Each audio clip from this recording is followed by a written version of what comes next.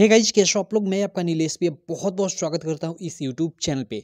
दोस्तों, आज की इस वीडियो में मैं आपको बताऊंगा कि बोर्ड परीक्षा में कॉपी कैसे लिखे। जी हाँ मेरे दोस्तों, और आप लोग देख सकते हो पूरा का पूरा मैंने ये लिख रखा है, आपको लिख कर बताया हूँ। ये देखो, आप लोग की बोर्ड परीक्षा की कॉपी है, ठीक है। इस पे मैं पूरा का पूरा ये लिखा हुआ हूँ, आपका पूरा का पूरा जो बोर्ड द्वारा जारी मॉडल पेपर है उसका सोल्यूशन किया हूँ। तो ये वीडियो आपके लिए देखना बेहद जरूरी है, क्योंकि इसमें आपको सारा का सारा आइडिया भी लग जाएगा कि कॉपी कैसे लिखे, बीच में कोई गलती हो जाए तो क्या करें, कैसे प्रश्न संख्या दागे, सारा चीज मतलब आपका सारा डाउट इस वीडियो में क्लियर होने वाला है। तो आप इस वीडियो को अंत तक जरूर देखना, और बाकी चैनल को अभी तक आप सब्सक्राइब नहीं किए हो तो चैनल को सब्सक्राइब कर लेना और बेल आइकन को दबा लेना, जिससे मेरी सारी वीडियो की नोटिफिकेशन आपको मिलती रहे। देखिए, सबसे पहले मैं आपको बता दूं कि आप मतलब अगर आप यूपी बोर्ड क्लास 10th के स्टूडेंट तो ये वीडियो स्पेशली आपके लिए है। जी हाँ मेरे दोस्तों, यूपी बोर्ड क्लास 10th के स्टूडेंट के लिए। और अगर आप लाइक 12th के स्टूडेंट हो या किसी अन्य बोर्ड के स्टूडेंट हो तो आप इस वीडियो से केवल आइडिया ले सकते हो, क्योंकि देखो इस बार यूपी बोर्ड क्लास 10th में ओएमआर सीट पे पेपर होगा, उसके अलावा इस कॉपी पे भी पेपर होगा, लेकिन यूपी बोर्ड में ही क्लास 12 में केवल कॉपी पे ही पेपर होगा, ठीक है। तो मतलब ओएमआर सीट 12th में नहीं आएगी, तो आप इससे आइडिया ले सकते हो। और क्लास 10th में हो तो भाई ये तो सब आपके लिए जरूरी है। तो देखो, सबसे पहले आप सब लोग जानते हो यूपी बोर्ड क्लास 10th के स्टूडेंट हो तो कि शुरू में हिंदी में आप लोग का 20 मार्क का ऑब्जेक्टिव क्वेश्चन आएगा, हिंदी में ही नहीं हर एक सब्जेक्ट में, और जिसका आपको आंसर ओएमआर शीट पे देना होगा। आपकी यूपी बोर्ड की कुछ इस प्रकार की ओएमआर शीट होगी, तो इसको सबसे पहले मैं भरना सिखा देता हूँ। उसके बाद ये नॉर्मल जो कॉपी है जिसपे आपको मतलब जो लंबे लंबे प्रश्न है संदर्भ व्याख्या वाले, उनका उत्तर देना है, तो इसको भी भरना सिखाऊंगा। और उसके बाद जो मॉडल पेपर है बोर्ड द्वारा जारी, देखो मैं पूरा का पूरा सबका एक एक आंसर लिख चुका हूँ, ठीक है। मैं आपको बताऊंगा कि कैसे आपको मतलब इसको लिखना है, कैसे प्रश्नोत्तर संख्या दागना है, क्या करना है। ये वीडियो आपके लिए बेहद बेहद जरूरी होने वाली है। जी हाँ मेरे दोस्तों, ऐसी वीडियो अभी तक यूट्यूब पे किसी ने नहीं बनाया हुआ है। देखो, सबसे पहले आपको ये ओएमआर शीट मिलेगी, तो ओएमआर शीट में क्या करना है कि सबसे पहले परीक्षा तिथि डाल देना है, यानी डेट ऑफ एग्जामिनेशन। जैसे आप लोग का हिंदी का 16 को एग्जाम है तो यहाँ पे 16 डी मीन्स वही डेट डेट, तो यहाँ पे 16 डाल देना है। और मंथ क्या होगा, तो भाई सेकंड महीना होगा तो 02 डाल देना है, और यहाँ 20 पहले से लिखा रहेगा, यहाँ पे 23 डाल देना है क्योंकि 2023, तो 16/2/2023 को आपका पेपर है किस विषय का, तो हिंदी का, तो यहाँ हिंदी लिख देना है। यहाँ जो भी आपका नाम हो, परीक्षार्थी का नाम यहाँ पे लिख देना है, लेकिन यहाँ पे ध्यान देना, ठीक है, क्योंकि चूंकि बोर्ड परीक्षा में नाम नहीं लिखा जाता है, ये मतलब नियम था कि इस कॉपी पे आपको नाम नहीं लिखना होता था, लेकिन हो सकता है कि इस बार आप लोग का नए मतलब पैटर्न के अनुसार इस पे मतलब ओएमआर शीट पे नेम लिखा जाए। तो इस चीज़ को थोड़ा आप लोग कंफर्म कर लेना। जिस दिन आप लोग एग्जाम देने जाओगे, आपके मतलब एग्जाम दे रहे हो उसी क्लास में एक टीचर होंगे, उनसे पूछ लेना। अभी ये बोर्ड की तरफ से इस चीज़ पे कंफर्मेशन कोई मतलब नहीं किया गया है, ठीक है। उसके बाद देखो, आपको अनुक्रमांक, यहाँ पे देखो अनुक्रमांक लिखा है तो इस खाने में अनुक्रमांक भर देना है। और जैसे ये 3 है तो 3 वाले मतलब ये 3 खोज कर 3 को ये ऐसे रंगीन कर देना है। और हमेशा आप ध्यान रखना, एग्जाम में आप काले नीले नॉर्मल पेन का यूज करना, बाल पॉइंट पेन का, जेल ओल पेन का यूज मत करना, जो मतलब इधर लिख रहे हो तो पीछे उतर रहा है, ऐसे पेन का कभी यूज मत करना, ठीक है। और कलर पेन का तो आपको एकदम यूज ही नहीं करना है। हम लोग देखो कलर पेन का यूज करते हैं इसलिए कि वीडियो अट्रैक्टिव हो, आपको अच्छा दिखाई दे, ठीक है। तो हमारी आप कॉपी करने की कोशिश मत करना।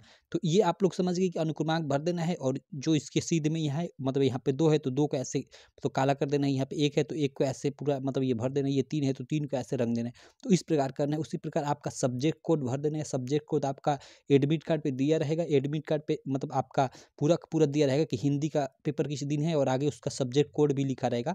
अगर नहीं लिखा रहता तो वही मैं बता रहा हूँ कि जिस दिन आप जिस मतलब क्लास में एग्जाम दोगे उसमें 2 टीचर भी रहेंगे, तो टीचर से आप पूछ सकते हो सब्जेक्ट कोड, और यहाँ पे आप भर सकते हो, ठीक है। मान लो 1-2 7 है आपका सब्जेक्ट को, तो ऐसे भर दिए, और 1 को यहाँ रख दिए, फिर यहाँ 2 को, फिर यहाँ आप 7 को, ठीक। उसी प्रकार आप लोग का एग्जाम ईयरली है तो यहाँ पे ईयरली लिख देना है, और ईयरली वाले यानी वार्षिक वाले पैसे रख देना है। कक्षा 10 है 10 यहाँ पे डाल देना है, और यहाँ पे इसको रख देना है। फिर ये पंजीकरण संख्या रजिस्ट्रेशन नंबर आपको डाल देना है, ठीक है। और यहाँ 2 है तो 2 को रख देना है, 3 है तो 3 को रख देना है। ये रजिस्ट्रेशन नंबर हो सकता है इस बार आपके एडमिट कार्ड पे दिया हो, क्योंकि पहले नहीं दिया करता था, क्योंकि पहले इसकी जरूरत नहीं थी। तो इस बार हो सकता है आपके एडमिट कार्ड में भी थोड़ा बदलाव किया जाए, क्लियर है। उसके बाद देखो, यहाँ पे आपको उत्तर देना है। जैसे जो भी प्रश्न है यहाँ पे देखो, यहाँ पे शुरू में आप लोग के ये 20 बहुविकल्पी प्रश्न 1 2 3, यहाँ अगर मैं आ जाऊँ इधर देखो ये 4 5 6 7, तो ये सब बहुविकल्पीय प्रश्न है, ठीक है। तो आपका मतलब जो भी इसका आंसर है, मान लो फर्स्ट का आंसर सेकंड है तो सेकंड ऐसे आपको भर देना है, और दूसरे का फर्स्ट है तो फर्स्ट, तीसरे का फर्स्ट है तो फर्स्ट, या चौथे का ये सेकंड है, मतलब इसी तरह पूरा ये 20 क्वेश्चन का आंसर दे देना है। और आप ध्यान रखना, सभी क्वेश्चन का आप आंसर देना। अगर मान लो ये 6 क्वेश्चन का आपको आंसर नहीं मालूम है, तो आप ऐसे मतलब ऐसे भी मतलब आप अपने गेज कर कर यहाँ पे रंग देना, क्योंकि माइनस मार्किंग कोई नहीं है। आपका ये गलत होता है तो 1 नंबर जाएगा, नहीं भी भरते हैं तो 1 नंबर जाएगा, ठीक है। तो आपको ये गोले सब रंगना है, भले ही कोई आ भी न रहा हो तो, ठीक है। तो इस तरह ये ओएमआर शीट भरना है। उसके बाद हम लोग आ जाते हैं इस पे, यहाँ पे। जी हाँ मेरे दोस्तों, ये आप लोग की परीक्षा की कॉपी होगी, जिस पे अब आपका 50 मार्क का पेपर होगा। वो 20 मार्क का ऑब्जेक्टिव था, अब 50 मार्क का इस पे सब्जेक्टिव होगा, जिसमें संदर्भ व्याख्या होगा, जीवन परिचय होगा, खंडकाव्य होगा, निबंध होगा, और भी कई सारे प्रश्न होंगे। तो चलो हम लोग एक एक कर कर देख लेते हैं। देखो सबसे पहले आपको यहाँ पे कैसे भरना है, तो परीक्षार्थी का यहाँ पे अनुक्रमांक है, तो यहाँ पे अपना अनुक्रमांक डाल देना है, ठीक है।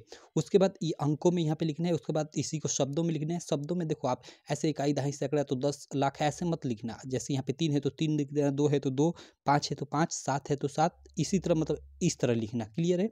और विषय में हिंदी डाल देना भाई, ठीक है। प्रश्न पत्र फर्स्ट हमेशा यहाँ पे डाला, या प्रथम हिंदी में भी लिख सकते हो, क्योंकि देखो पहले 2-2 पेपर हुआ करते थे। जैसे हिंदी मतलब जो ग्रामर सेक्शन वाला था उसका पेपर अलग, और नॉर्मल ये बुक वाला अलग हुआ करता था, तो उसमें फर्स्ट सेकंड हो जाता था। लेकिन अब तो एक ही में होता है, तो यहाँ प्रश्न पत्र में आपको प्रथम ही लिखना है। और प्रश्न पत्र पर अंकित संकेतांक बिल्कुल मत भूलना, इसको लिखना। जैसे यहाँ देखो मेरे पास अभी एक पेपर है सामाजिक विज्ञान का, मैं उदाहरण के तौर पे बता रहा हूँ। ये हर एक विषय का, जैसे यहाँ पे हिंदी का सब होगा ना, तो हिंदी का यहाँ पे कोड लिखा रहेगा। हर विषय का अलग अलग कोड होता है, तो यहाँ पे आप लोग देख लेना, जो कोड लिखा है उसको यहाँ पे लिख देना, ठीक है। एग्जाम्पल के तौर पे मैं बता दिया कि यहीं पे वो कोड होगा, ठीक है। हिंदी के पेपर में देखना यहीं पे होगा, ठीक। चलो ये हो गया। आपका परीक्षा का दिन बृहस्पतिवार है, तो बृहस्पतिवार लिख देना। परीक्षा तिथि एवं पाली, तो परीक्षा तिथि 16 को हम लोग का हिंदी का एग्जाम है, तो यहाँ पे 16/2/2023 लिख देना। और पाली मीन्स प्रथम पाली, सुबह वाली पाली को प्रथम पाली बोलते हैं, ठीक है। और केंद्र का नाम आप लोग के एडमिट कार्ड पे दिया रहेगा, जहाँ पे आपका केंद्र मतलब सेंटर गया होगा उसका नाम यहाँ पे सिंपल लिख देना है। बस इतना आपको कॉपी में भरना है। उसके बाद हम लोग आ जाते हैं यहाँ पे, अब कैसे लिखना है हम लोग का कॉपी। मतलब यहाँ पे देखो, सबसे पहले देखो यहाँ पे, सबसे पहला देखो यहाँ पे मैं 1 मिनट आप लोग का पेपर निकाल लेता हूँ। यहाँ पे देखो 20 ऑब्जेक्टिव क्वेश्चन तो हम लोग का ओएमआर शीट पे हो गया। उसके बाद जो सब्जेक्टिव क्वेश्चन है यहाँ पे देख सकते हो, 1 मिनट देखो। सब्जेक्टिव क्वेश्चन जिसका नाम वर्णात्मक प्रश्न दिया गया, इसमें फर्स्ट प्रश्न रहेगा कि निम्नलिखित गद्यांश पर आधारित 3 प्रश्नों के उत्तर दीजिए। और यहाँ पे ये गद्यांश दिया हुआ है, और देखो 1, 2 और एक इधर मैं दिखा देता हूँ, एक इधर देखो 3 प्रश्न पूछा हुआ है, ठीक। और यहाँ पे देखो एक अथवा का भी ऑप्शन दिया हुआ है, अथवा मतलब इसको कीजिए या इस गद्यांश को कीजिए, और इससे भी रिलेटेड 3 ठे प्रश्न पूछा है। ये आपके गद्य पाठ से होगा। तो मान लो आपको इसको करना है, ठीक है, इसको करना है, तो कैसे करोगे, तो आप सबसे पहले तो ये खंड हम लोग का ब है, तो खंड ब ऊपर डाल दोगे, खंड ब। और प्रश्नोत्तर संख्या फर्स्ट है, तो प्रश्नोत्तर संख्या फर्स्ट आपने डाल दिया। उसके बाद देखो यहाँ पे मैंने क्या लिखा है, फर्स्ट का उत्तर क्या है, मतलब इस फर्स्ट प्रश्न का उपयुक्त गद्यांश का संदर्भ लिखिए। हमें संदर्भ लिखने को पूछ रहा है, तो मैंने क्या लिखा है, देखो प्रश्नोत्तर संख्या फर्स्ट, ये हम लोग की प्रश्नोत्तर संख्या फर्स्ट है, और इसमें 1, 2, 3 कर प्रश्न है।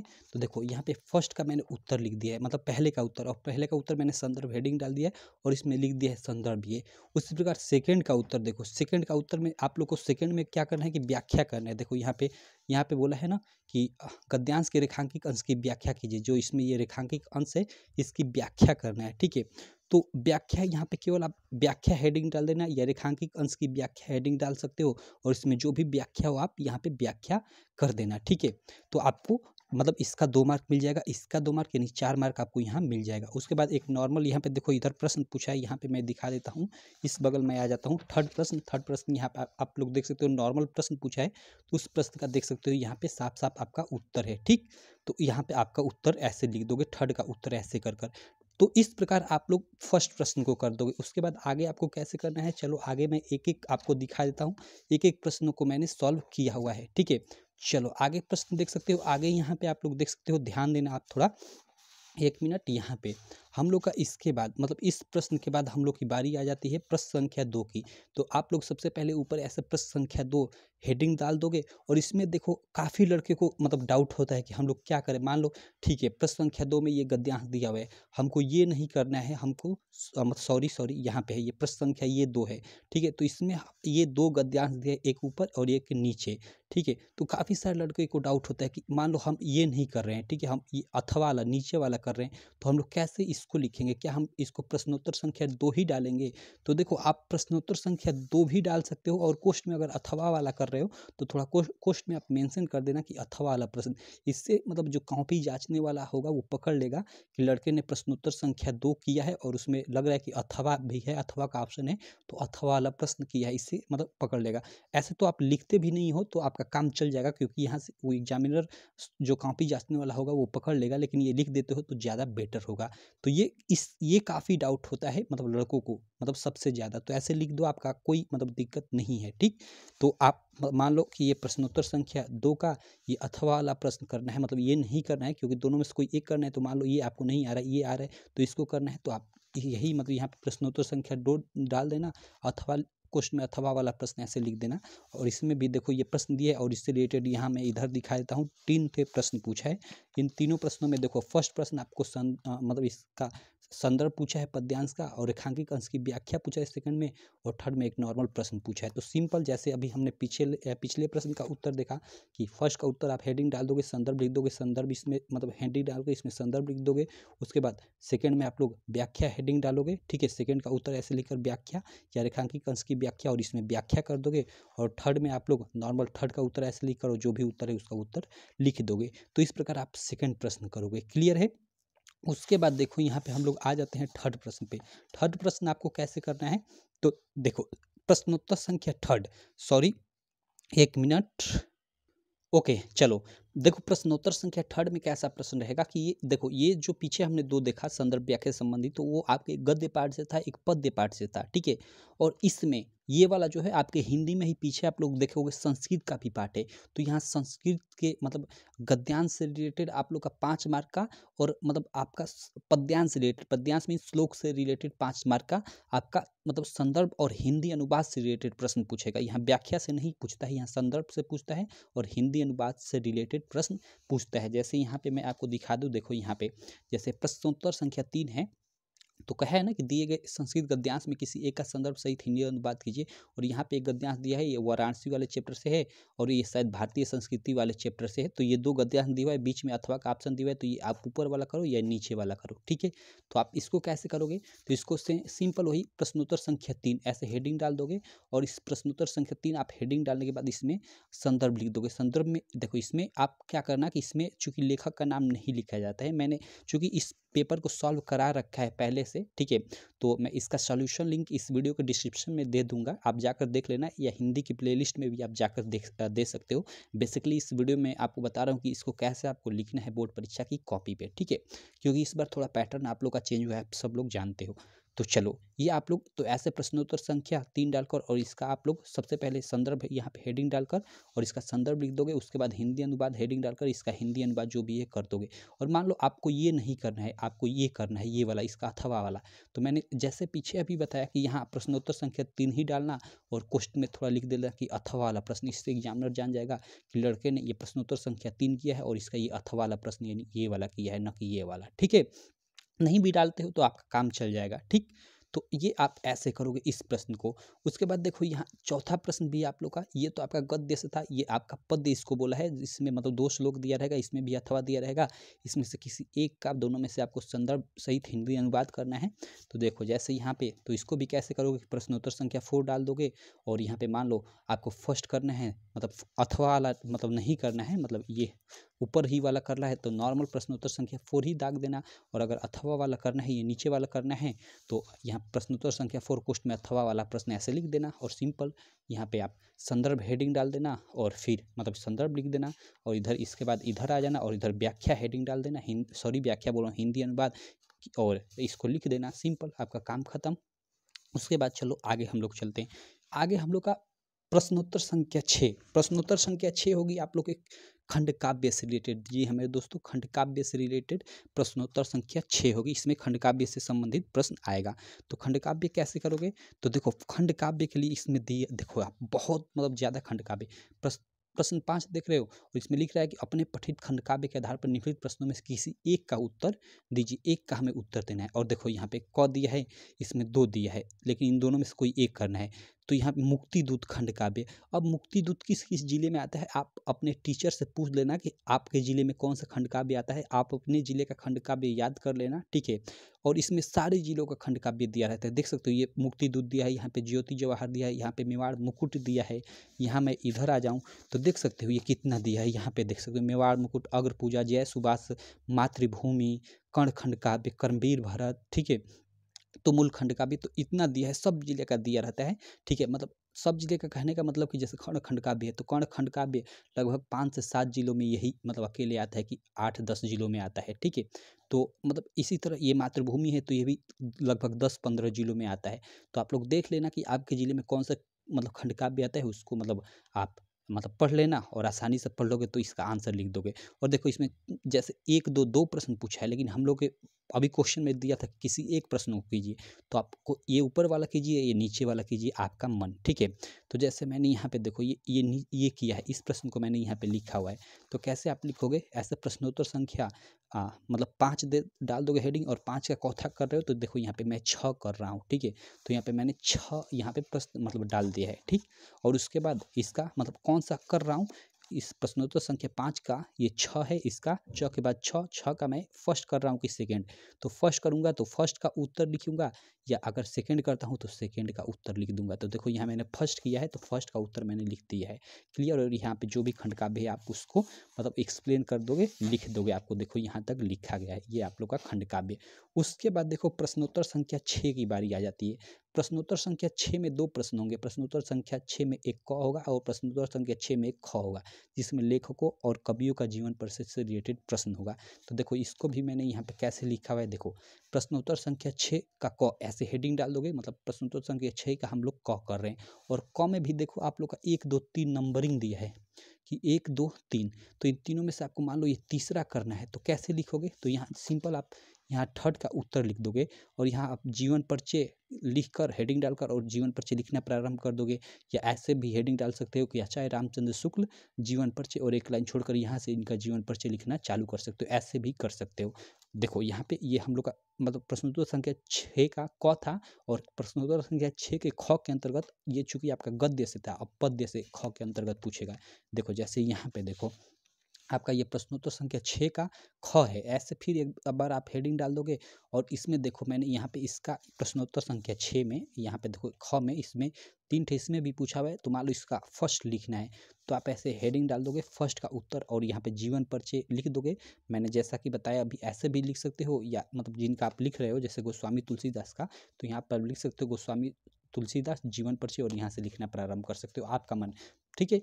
तो ये 2 मैंने तरीके बता दिया, 2 तरीके से आप लोग यहाँ हेडिंग डालकर लिख सकते हो जीवन परिचय। और उसके बाद देखो ये हम लोग का 6 का क ख के बाद यहाँ पे हम लोग का इधर आ जाता है 7वां प्रश्न। 7वां प्रश्न में क्या है, यहाँ पे ध्यान देना। देखो यहाँ पे 7वां प्रश्न मैं यहाँ पे निकाल लेता हूँ, 1 मिनट। ये देखो इधर हम लोग का 7वां प्रश्न, यहाँ पे आप लोग देख सकते हो एक नॉर्मल आपको श्लोक लिखने को बोला है, और श्लोक जो इस प्रश्न पत्र में ना आया हो। हमने देखा कि पीछे अभी 2 श्लोक थे जिनमें आपको संदर्भ सहित हिंदी अनुवाद करना था, तो उनको नहीं लिखना है, उसके अलावा कोई अलग श्लोक लिखना है। तो कम से कम आप 3 ठे श्लोक याद कर लेना, कि अगर कम से कम आपकी भाग मतलब खराब रही, 2 आप लोग का यहाँ फंस गया संदर्भ व्याख्या में, सॉरी संदर्भ हिंदी अनुवाद में, तो एक आपके पास बचा रहेगा, तो आप लोग लिख दोगे। तो जैसे यहाँ पे देखो मैं प्रश्नोत्तर संख्या 7 डाल दिया हूँ, और 7 का यहाँ पे मतलब इसमें कोई मतलब प्रश्न नहीं है, मतलब इसमें नंबरिंग नहीं है 1 2, तो यहाँ पे आप कुछ 1 2 मत डालना, सीधे उत्तर लिखना और यहाँ पे श्लोक लिख देना, ठीक है। उसके बाद देखो इसके बाद आप लोग का नीचे में आ जाता हूँ, इसके बाद यहाँ पे ध्यान देना प्रश्नोत्तर संख्या 8 आ जाता है। प्रश्नोत्तर संख्या 8 में क्या है, यहाँ पे ध्यान देना। प्रश्नोत्तर संख्या 8 में आपको 4 ठे प्रश्न दिया है, ये आप लोग का, इसमें से किन्हीं 2 का उत्तर देना है। तो आप लोग डाल दोगे प्रश्नोत्तर संख्या 8, और इसमें मान लो आपको 2 ही का उत्तर देना है, मान लो दूसरे का आप लोग को उत्तर देना है, मतलब फर्स्ट का आपको उत्तर नहीं आ रहा है, सेकेंड का आ रहा है, तो सेकेंड उत्तर डाल दो और उसका आंसर लिख दो। उसके बाद थर्ड आपको आ रहा है तो थर्ड का उत्तर ऐसे डालकर और लिख दो। केवल 2 ही प्रश्न करना था आपको, 4 प्रश्नों में, तो आपने यहाँ पे 2 कर लिया, अब आपको छोड़ देना है, आपको 2 नहीं करना है, ठीक। तो ये प्रश्नोत्तर संख्या 8 के थ्रू ऐसे कुछ करना है। उसके बाद देखो यहाँ पे ध्यान देना, प्रश्नोत्तर संख्या 9। जी हाँ मेरे दोस्तों, प्रश्नोत्तर संख्या 9 निबंध से रिलेटेड होगी और इस बार निबंध 6 नहीं 9 नंबर में पूछा जाएगा। 9 नंबर में, पहले 6 नंबर में पूछा करता था, तो इसमें भी आपको 4 टॉपिक दिया रहेगा, चारों में से किसी एक का आपको निबंध लिखना रहेगा। तो कैसे लिखोगे, इसको आप कैसे हेडिंग डालोगे, तो यहाँ आप लिख दोगे प्रश्नोत्तर संख्या 9, ठीक है। और मान लो आपको जो मतलब कितने नंबर का करना है, यहाँ पे मान लो पहला ही करना है, तो यहाँ पे आप देखो, यहाँ पे मैंने लिखा है फर्स्ट का उत्तर, सेकंड करना है तो सेकंड का उत्तर लिख देना, और जो भी आपको मतलब है यहाँ पे, जैसे सॉरी मैंने सेकंड लिखा है और यहाँ पे फर्स्ट लिखा है, यहाँ पे मैं सेकंड कर देता हूँ, चलो यहाँ पे मैं सेकंड कर देता हूँ क्योंकि मैंने सेकंड का लिखा हुआ है। यहाँ पे देख सकते हो आतंकवाद कारण एवं निवारण, तो आतंकवाद कारण एवं निवारण ये सेकंड है, तो सेकंड उत्तर यहाँ पे आप लोग लिख दिए, यहाँ पे हेडिंग डाल दिए। हेडिंग डालने के बाद यहाँ पे आप जानते हो कि निबंध में आप लोग का क्या होता है कि रूपरेखा तैयार करनी पड़ती है, तो यहाँ आप रूपरेखा तैयार कर लेना। रूपरेखा में आप लोग फर्स्ट तैयार कर लेना, मान लो कि अपने हिसाब से टॉपिक बना लेना कि जैसे फर्स्ट तो प्रस्तावना रहेगा ही रहेगा, और चूंकि हमें आतंकवाद पे लिखना है तो आतंकवाद का सबसे पहले यहाँ पर अर्थ एक हेडिंग बना लेना। उसके बाद एक और हेडिंग बना लेना कि भारत में आतंकवाद। उसके बाद हम लोग का कारण एवं निवारण इसके बारे में बताना है, तो एक आप ये भी हेडिंग बता लेना कि आतंकवाद का कारण और एक आतंकवाद का जो निवारण या समाधान है, ये हेडिंग बना लेना, और अंत में उपसंहार, ठीक है, ऐसे हेडिंग बना लेना। उसके बाद फिर 2 लाइन छोड़कर अंत आप प्रस्तावना हेडिंग डाला, और प्रस्तावना में अब आपको मतलब कम से कम 5-6 लाइन लिख देना है, ठीक है। प्रस्तावना में ज़्यादा नहीं लिखा जाता है। और उसके बाद प्रस्तावना में लिखने के बाद आप सेकंड फिर डालोगे हेडिंग कि आतंकवाद का अर्थ, फिर आतंकवाद के अर्थ में आप लोग को मतलब लिखना है। फिर आतंकवाद के अर्थ में आप लोगों ने जितना मन उतना लिख लिए, 5-7 लाइन 8 लाइन, तो उसके बाद फिर थर्ड हेडिंग डाल देना है कि भारत में आतंकवाद, और उसके बाद फिर उसमें लिखना है। तो इस तरह से आप लोग को ये निबंध लिखना है। तो ये था पूरा का पूरा आप लोग का यूपी बोर्ड का क्लास 10 का हिंदी का ये मॉडल पेपर, और इसके आधार पे मैंने बता दिया कि आप लोग को बोर्ड परीक्षा में कॉपी कैसे लिखनी है, और साथ ही मैंने ये आपका OMR शीट भी भरना सिखा दिया। काफ़ी ये इंगेजिंग वीडियो थी, काफ़ी खतरनाक वीडियो थी। ऐसी वीडियो आप लोग खोज लेना, पूरे यूट्यूब पे अभी तक नहीं मिलेगी। जी हाँ मेरे दोस्त, तो इस वीडियो को बनाने में काफ़ी मेरी मेहनत लगी है, तो आप बताना कमेंट कर कि आपको ये वीडियो कैसी लगी, और अपने सारे दोस्तों में भी इस वीडियो को शेयर करना। जी हाँ मेरे दोस्त, अपने सारे दोस्तों में भी इस वीडियो को शेयर जरूर करना। बाकी चलो मैं आपसे मिलता हूँ इसी प्रकार की नेक्स्ट वीडियो में, तब तक के लिए थैंक यू।